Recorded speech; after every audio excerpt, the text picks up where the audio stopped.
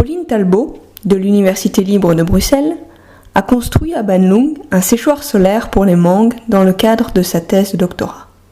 Je l'ai suivi une journée afin de comprendre les processus permettant de sécher les mangues. La première opération s'effectue au petit matin, 6 heures dans ce cas. Il s'agit d'éplucher et de découper les mangues en tranches assez fines afin de leur permettre un séchage optimal.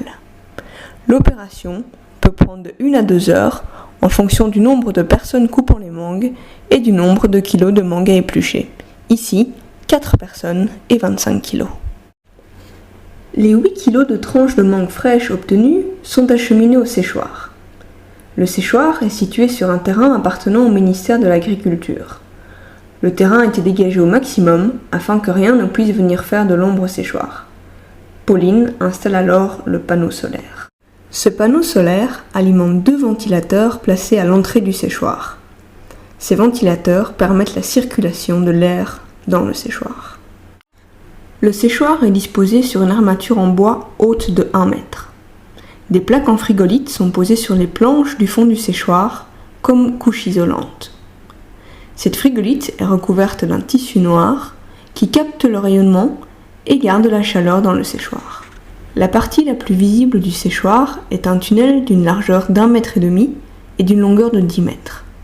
Son revêtement supérieur est un plastique transparent maintenu par des arcs en bambou permettant de créer un effet de serre. Il est très important que le séchoir soit bien hermétique à l'air. Le tunnel est divisé en 2 zones de 5 mètres. Après les ventilateurs, l'air rentre dans la première zone, la zone de chauffe. Cette zone ne contient pas de mangue et sert uniquement à chauffer l'air qui la traverse. Les mangues sont placées dans la seconde zone, destinée au séchage proprement dit. Les mangues y sèchent au contact de l'air chaud. Elles sont placées sur un treillis noir, légèrement surélevé par rapport au fond. À la fin de cette zone, l'air humide sort du séchoir par les trous d'évacuation.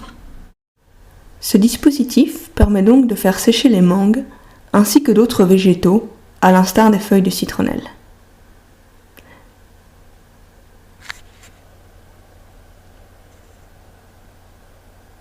C'est donc dans la seconde partie que les tranches de mangue sont déposées sur le treillis noir. L'opération est longue et fastidieuse car il faut veiller à disposer les tranches bien à plat en évitant les contacts entre elles.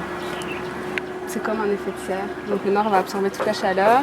Ici, le plastique va chauffer aussi et toute l'énergie du plastique et du tissu va être fournie à l'air qui va, pendant toute la première zone, donc juste chauffer. Légèrement. La deuxième partie, on l'a dimensionnée pour pouvoir sécher 10 kg et que la température reste constante au cours de cette zone-là. Ouais. Parce qu'évidemment, quand les produits vont sécher, l'énergie de l'air va être absorbée pour que l'eau puisse s'évaporer. Ouais. Et donc si ça ne chauffait pas du tout, si on avait mis du noir au-dessus par exemple, la température va vraiment diminuer. Descendre parce que tu vas absorber la chaleur et...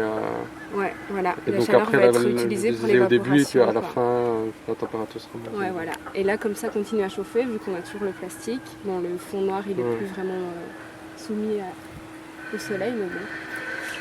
Voilà. Bon, le seul problème qu'il peut y avoir, c'est que l'air soit saturé en humidité. Parce qu'évidemment, au cours du temps, l'air devient de plus en plus chargé en eau. Ouais. Et donc, si à un moment, l'air est... C'est vraiment ça qui fait que ça sèche, c'est qu'il y a une différence, un gradient de concentration en eau entre l'air et la surface de l'air au loin et à la surface du produit. Et donc, si ça devient saturé, il y a plus rien qui va s'évaporer. Heureusement, le séchoir a été dimensionné pour éviter cette situation de saturation. Grâce au bon choix du panneau solaire et des ventilateurs, l'air humide est évacué et renouvelé dans la zone de séchage. L'air rentre à 35 degrés au niveau des ventilateurs. Il chauffe dans la zone de chauffe grâce à l'énergie captée par le tissu noir et le plastique transparent. Il peut ainsi arriver à près de 65 degrés au contact des mangues dans la zone de séchage. Pour valider la conception du séchoir, les capteurs de température et d'humidité sont placés dans le séchoir, depuis les ventilateurs jusqu'au trou d'évacuation. Après 6 heures de séchage, les tranches de mangue sont récoltées une par une et disposées dans un panier afin d'être pesées.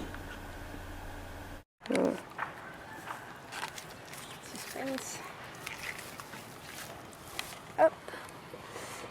Alors, on est à 1,74 vu que mon panier fait 100 grammes.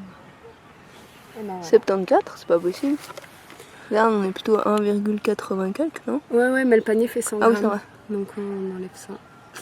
C'est vrai, juste. Et maintenant, on peut goûter.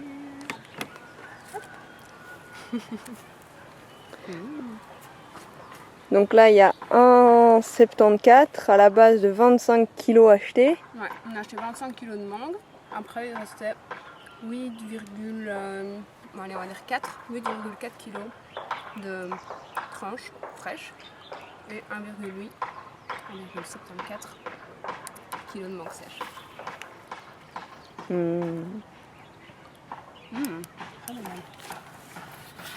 bon.